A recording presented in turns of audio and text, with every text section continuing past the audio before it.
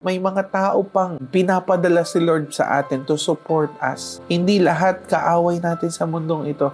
May mga tao na natutuwa pa rin sa tagumpay mo, sa mga ginagawa ni Lord sa iyo, at makita nilang buhay talaga si Lord sa buhay po natin.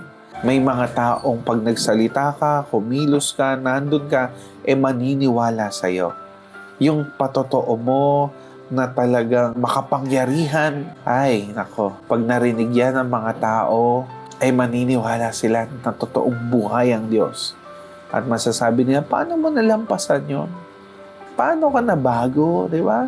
Totoo lang po, in 2 Corinthians 5:17, kaya't kung nakipag-isa na kay Kristo ang isang tao, isa na siyang bagong nilalang.